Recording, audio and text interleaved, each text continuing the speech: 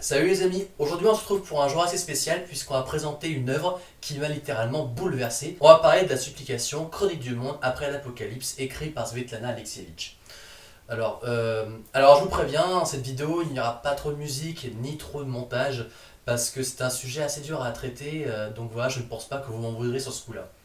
Notre ouvrage pour lequel l'auteur a passé plus de 10 ans à écrire et à récolter les informations se concentre donc sur les témoignages de ceux qui ont vécu l'après-Tchernobyl en 1984. Notre auteur agit comme une véritable journaliste dans l'âme puisqu'elle enregistre des témoignages de personnes de toutes conditions sociales, à savoir des femmes au foyer, des pompiers, des liquidateurs, des chasseurs, etc. Bref, pour, dit-elle, enregistrer le réel.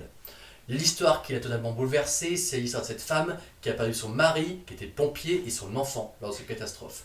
Lorsque cette dernière se rend à l'hôpital et que le médecin lui répond ceci: vous ne devez pas oublier que votre mari n'existe plus et est devenu un objet avec un fort coefficient de communication.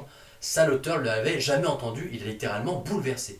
C'est à partir de ce type de témoignage que notre auteur fait une véritable enquête de terrain, enquête qui a pour but de collecter les informations sur Tchernobyl, mais aussi de s'intéresser à ces sensations de ces personnes qui n'ont pas eu le droit à la parole, parce qu'il faut savoir que les médias ou même le gouvernement russe, biélorusse, les a oubliés. Je vous fais écouter l'extrait de cette volonté d'auteur d'écrire ce roman.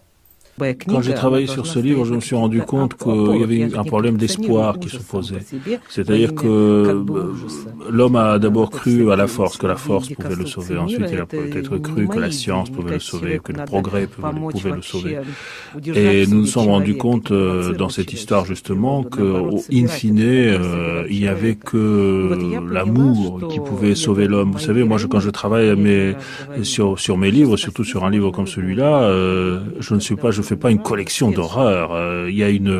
J'ai un socle de travail, j'ai un socle structurel sur lequel je m'appuie, et c'est sur ce socle que se construit le corps du livre. Et ici, vous voyez, par exemple, dans l'exemple que vous avez donné, ce jeune garçon était abandonné de tous. Même les médecins n'osaient plus entrer dans sa pièce.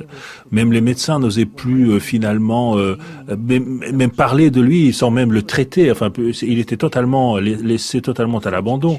Et cette femme, par son amour, par l'amour extraordinaire qu'elle lui portait, elle a rendu la fin de sa vie possible, elle a rendu la fin de sa vie humaine. Mais tout cela a un coût, parce que vous savez que par la suite, elle a mis au monde, je ne peux même pas dire un enfant, elle a mis au monde quelque chose qui a vécu quelques minutes et qui a été enterré à côté justement de ce père irradié, anéanti par la catastrophe.